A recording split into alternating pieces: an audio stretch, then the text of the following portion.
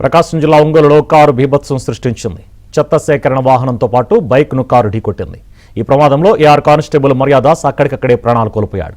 మరో ముగ్గురికి తీవ్ర గాయాలు కావడంతో హాస్పిటల్కు తరలించారు. కారును వైద్య విద్యార్థిని మేఘన నడుపుతున్నట్లు పోలీసులు గుర్తించారు.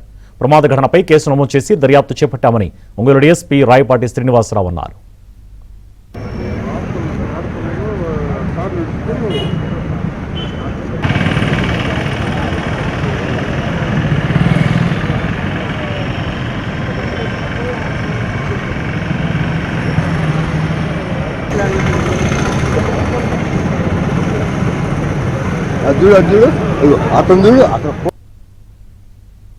మరోవైపు ఒంగోలు రోడ్డు ప్రమాదం ఘటనపై హోంమంత్రి అనిత స్పందించారు.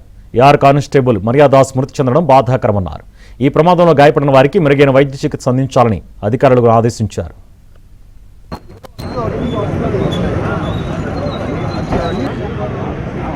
ఈరోజు ఎర్లీ మార్నింగ్ అంటే 6:30, 6:45 మధ్యలో మనకు ఓల్డ్ బైపాస్ అంటే పద్మా టవర్స్ దగ్గర తాలూకా లిమిట్స్లో ఒకటి యాక్సిడెంట్ అవటం జరిగింది.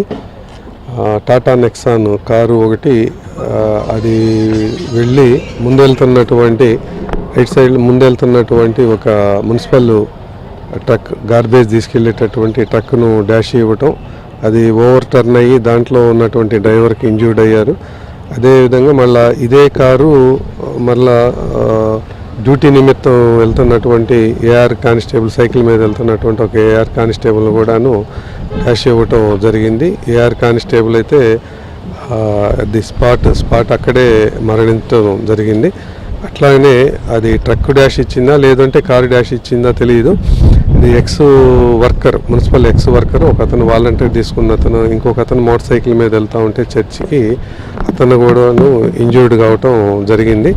ఆ ఇద్దరు ఇంజ్యూర్డ్ పర్సన్స్ని కూడాను అది ప్రైవేట్ హాస్పిటల్కు షిఫ్ట్ చేయడం జరిగింది. మా చనిపోయినటువంటి ఏఆర్ కానిస్టేబుల్ యొక్క దాసు పేరు, అబ్బాయి పేరు, అతన్ని మనకు మార్చరీలో బాడీ